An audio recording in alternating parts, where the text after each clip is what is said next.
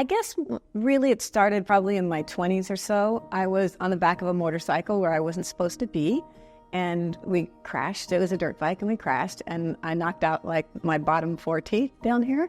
And so I had a bridge for a long, long time. And then the teeth on both sides needed to be replaced, and so I couldn't get a bridge that big. So that's sort of what started it. Well, these 2 teeth that had to be replaced, I was having pain with them and they were loose. So it was literally getting hard to chew food, because when the front bridge is loose, it's like, uh-oh, this doesn't feel good. And I really didn't want that to fall out at an inconvenient time. I did a lot of research online. I called probably about 3 or 4 places that would do the procedures, and same day stood out far and above the others. Number one, it was the way that they either returned my call. If the person wasn't there that could answer it, when they returned my call, they answered as many questions. I came in for a consult with Dr. Clark and went through everything, and he broke it down, told me all the different ideas of what options we could go through and what his recommendations would be. Every time I came in the office, I felt like I was the only patient of the day. It was just always a really good feeling and a very welcoming feeling. And I always felt like they always wanted to make sure that everything was going perfect. It was the perfect x-rays.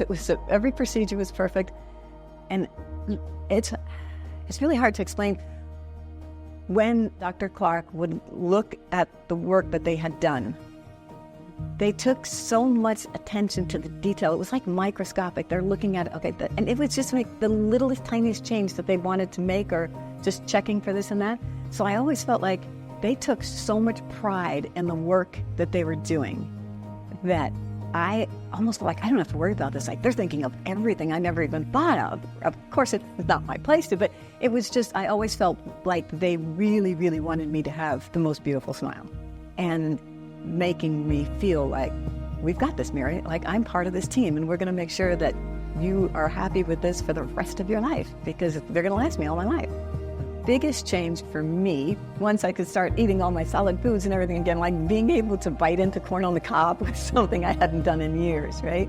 So that was pretty cool. And steak or whatever foods that I want to eat, I can eat.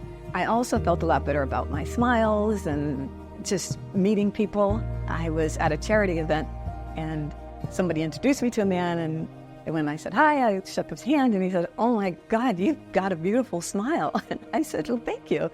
And then he apologized. He said, I'm sorry. He said, "It's just that I'm a dentist, and it's just what I look at." So to me, that was a really high compliment. It wasn't just anybody saying you have a beautiful smile, but I think it's beautiful anyway.